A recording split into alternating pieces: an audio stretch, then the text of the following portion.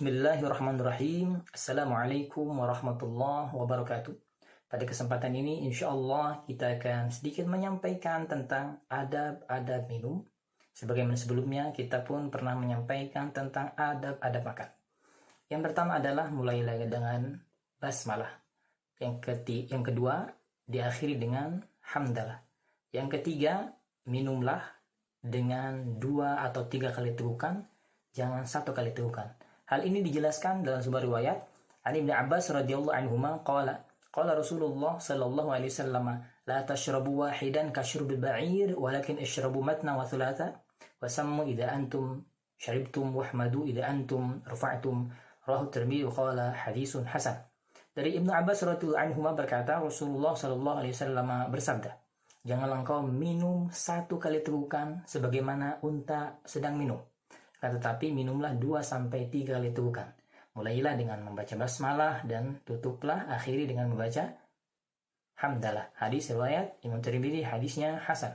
Di antara hikmahnya adalah Syekh Mutawalli Asy-Sya'rawi mengatakan ketika seseorang minum sebagaimana anjuran Rasulullah memulai dengan basmalah diakhiri dengan hamdalah sampai 3 kali.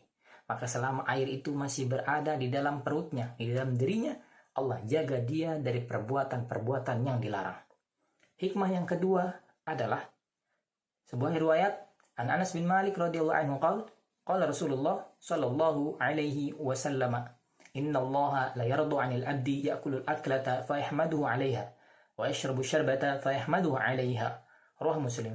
Dari Anas bin Malik radhiyallahu anhu berkata, Rasulullah sallallahu alaihi wasallam bersabda, sungguh Allah Subhanahu wa taala sangat meridhai hambanya yang mana setelah ia makan dan setelah ia minum dia bertahmid membaca hamdal kepada Allah Subhanahu wa taala. Hadis riwayat Muslim. Karena sesungguhnya setiap aktivitas perbuatan ketika dimulai dengan basmalah diakhiri dengan hamdalah akan bernilai ibadah dan itu ciri hamba yang bersyukur kepada Allah Subhanahu wa taala sehingga Allah ridho kepadanya.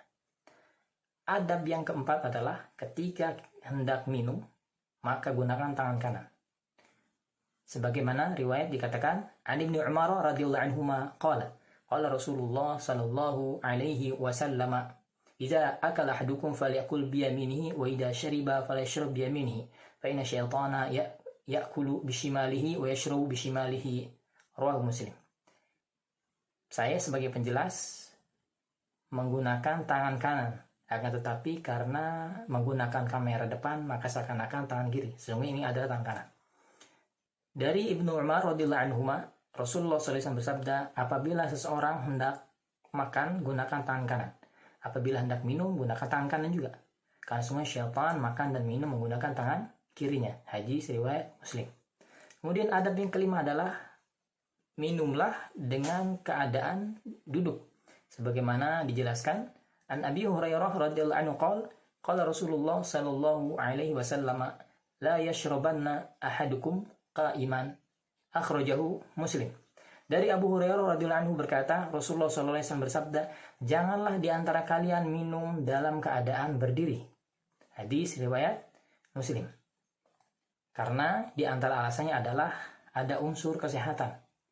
Kemudian hukumnya, apakah hukumnya haram atau makruh?